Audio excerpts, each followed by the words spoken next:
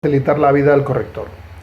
¿Que tenéis que desordenar las preguntas? No pasa nada, lo podéis hacer, eso sí, siempre indicando muy bien, primero la opción de examen que vais a hacer, va a haber opción A y opción B seguramente, y facilitándole también muy bien con los enunciados y con el número de preguntas en qué orden las vais a hacer. Yo os aconsejaría dos cosas. Si lo vais a hacer por orden, ir asignando ya un tiempo predeterminado a cada pregunta. Es decir, a la pregunta que vale 2,50, dedicarle, pues yo que sé, más tiempo. No voy a poner un tiempo concreto porque eso vosotros os organizáis, pero más tiempo. A las preguntas así tipo estándar de 2 puntos, pues un poquito menos. Y a las que son de definiciones o ordenar de mayor a menor, etcétera, también un poquito menos. De tal manera que teniendo el reloj a mano, sea en la muñeca o sea en la mesa, podéis ir controlando que termináis todas las preguntas y que a todas les deis un tiempo concreto y lo agotáis y lo usáis. Yo, como os digo, lo haría en orden. ¿Que lo hacéis desordenado?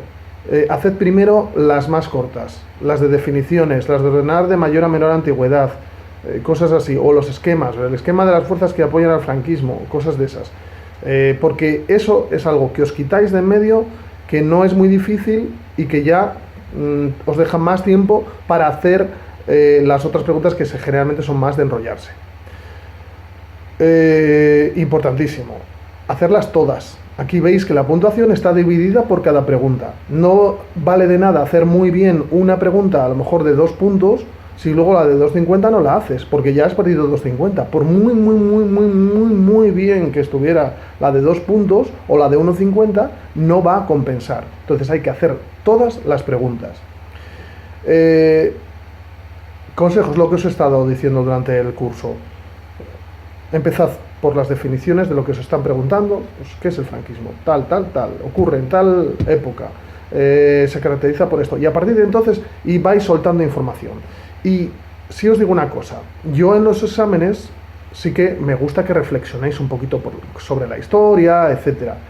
Pero en la EBAU no sabemos quién nos va a corregir.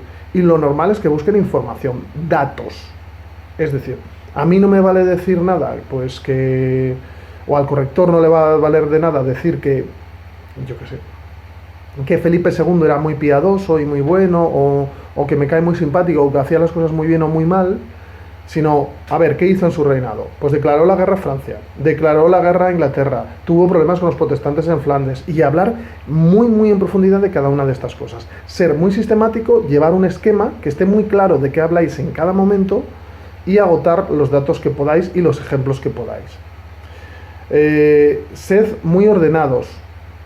No pasa nada porque hagáis guiones o subtítulos. Eso sí, no abuséis de la esquematización. Solo hay algunas preguntas determinadas en el examen que son esquemas. Como he mencionado antes, el esquema de las fuerzas que apoyan al franquismo. Pero otras, en general, son preguntas de enrollarse. Pero enrollarse no significa poner todo el texto de seguido, sin puntos aparte ni nada. No, podéis hacer apartados. Volviendo al ejemplo que poníamos antes de Felipe II, pues si nos piden los conflictos que hay durante su reinado, pues eso, podemos hacer de cada conflicto. La guerra con los protestantes, ponemos un subtítulo y tracatrá, todo lo que sepamos sobre la guerra con los protestantes.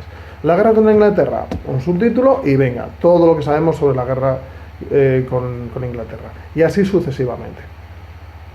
Os subrayo, mucha información, muchos datos, muchos ejemplos, menos opinión. ¿La opinión dónde la podemos poner? O la opinión o el análisis de ese reinado, pues al principio y al final del tema, para introducir un poquito, primero, en qué época es, qué contexto tiene, qué significó ese reinado,